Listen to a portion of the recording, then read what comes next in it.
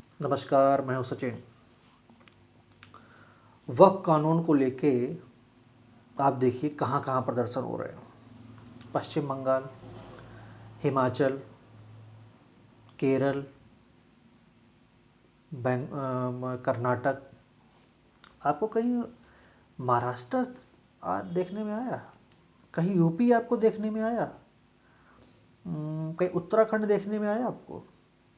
क्यों? सवाल करिए क्यों?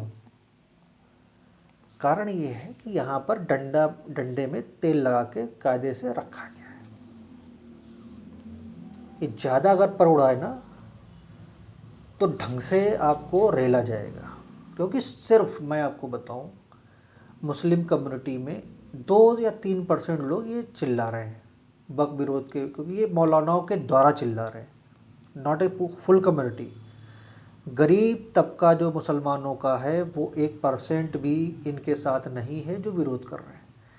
ये सिर्फ जिन लोगों ने कब्जा कर रखा है, जो किराया खा रहे हैं, जिन्होंने प्रॉपर्टी बेची है वक्फ की, अब उनके ऊपर जब डंडा चलने की बारी आई तब ये उन मासूम युवाओं को, महिलाओं को और कुछ ठेकेदारों को भड़काकर ये काम करवा रहे हैं, ये विरोध प्रदर्शन करवा रहे हैं, जिसका कोई भी इम्पैक्ट पूरे देश में नहीं, कोई भी इम्पैक्ट, कोई भी।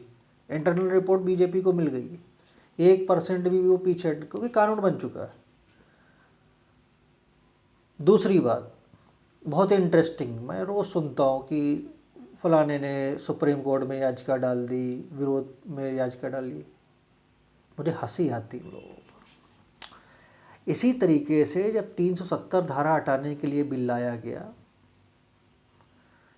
सुप्रीम कोर्ट जाएंगे, सुप्रीम कोर्ट जाएंगे, जैसे सुप्रीम कोर्ट में इनके फूफा बैठे हुए हैं। भाई वैसे फूफा बैठे हुए हैं, फूफा बैठे हुए हैं, लेकिन फूफा भी ये देखते हैं कि अरे यार अब ये क्या करें, अब तो कानून बन गया है। क्योंकि कानून बन गया है और कानून के हिसाब से उसमें ऐसा हम कुछ कर ही नहीं सकते हैं जो वायलेशन हुआ हो। क्योंकि मोदी सरकार के किसी भी कानून को आज तक सुप्रीम कोर्ट ये नहीं कह पाया कि नहीं आपका ये कानून गलत है, नहीं कर पाया।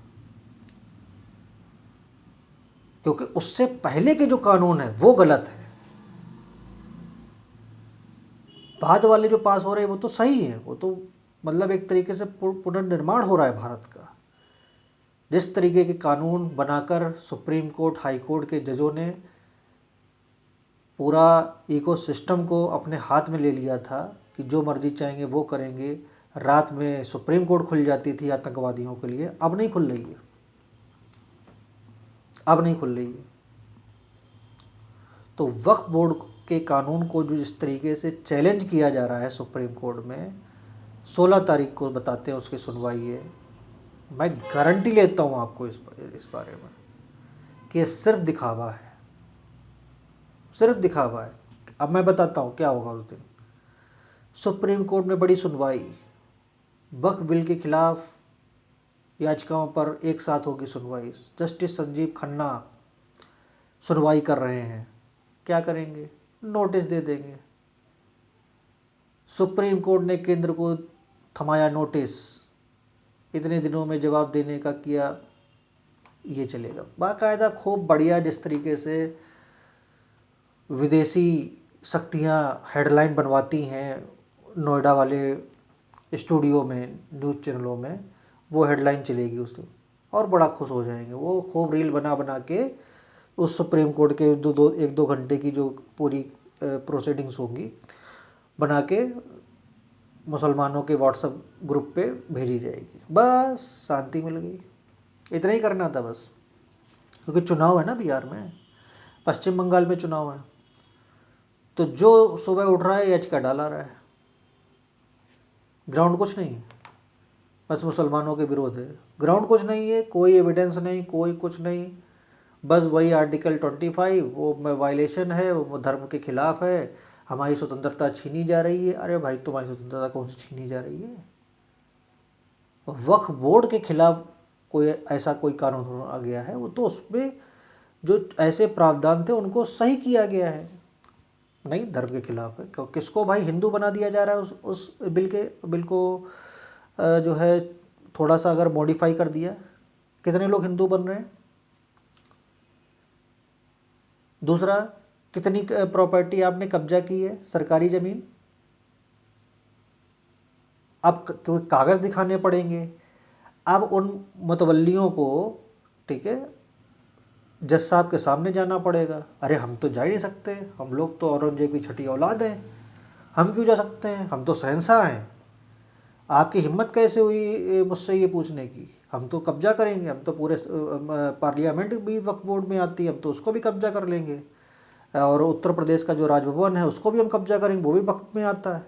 ये चल रहा था, ये चल रहा था। मतलब अगर आपका कोई मकान उन्हें पसंद आ गया, बस उठा लो, वक्फ है ये, बस कोई सुनवाई नहीं, कोई वारंट नहीं। जो अतीक अहमद लोग करते थे, मुख्तार अंसारी, शहाबुद्दीन, ठीक, लैंड माफिया, मतलब मान्यता प्राप्त, 2013 से मान्यता प्राप्त और 1995 से मान्यता प्राप्त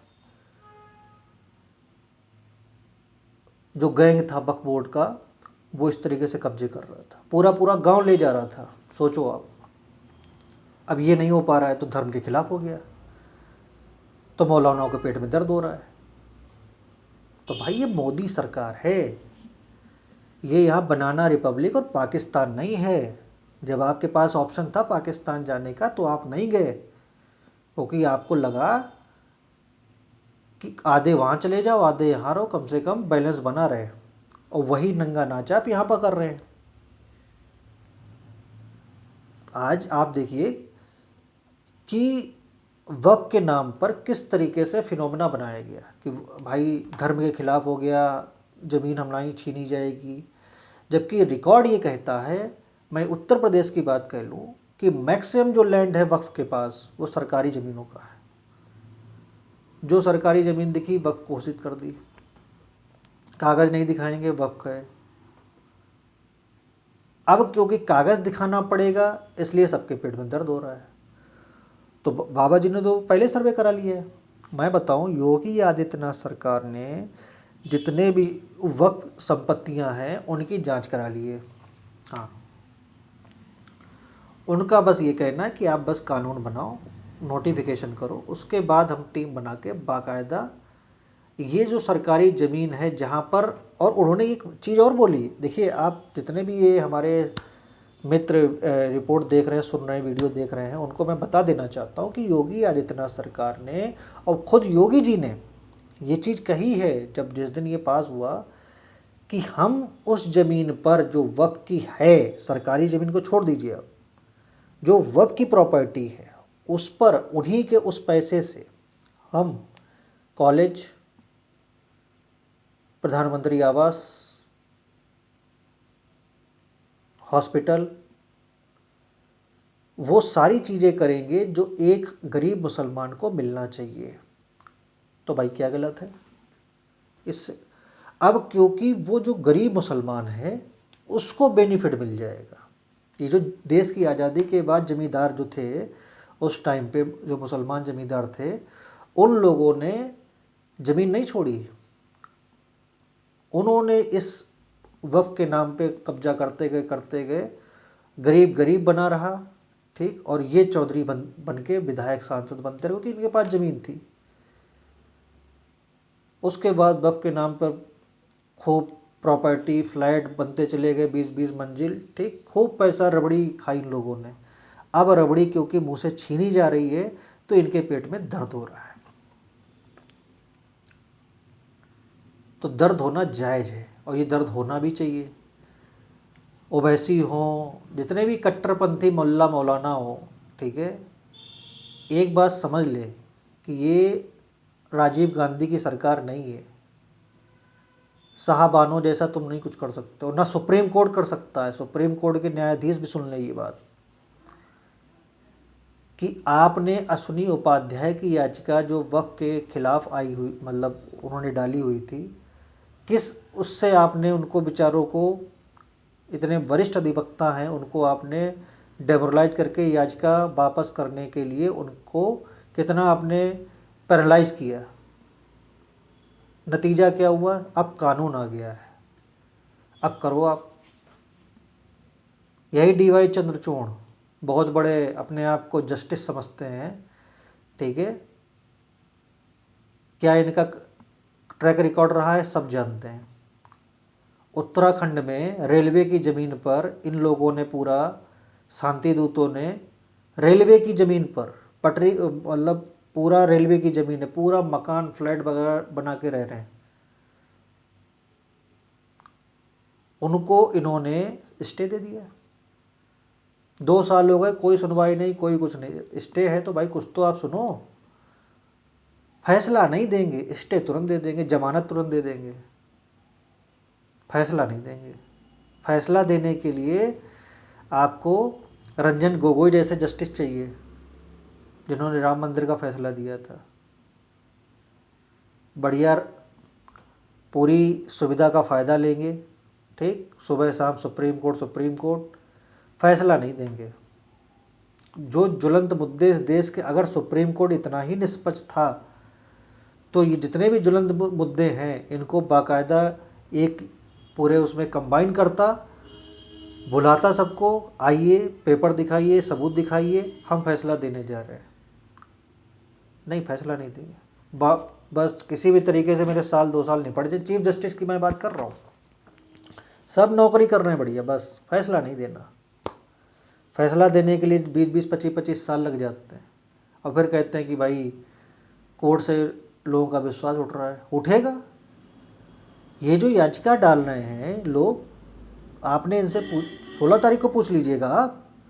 आप 16 तारीख को पूछिए कि what is the ground of filing this, या मतलब petitions, why you are filing this petition against the law which has been passed by the Rajya Sabha and Lok Sabha by the central government.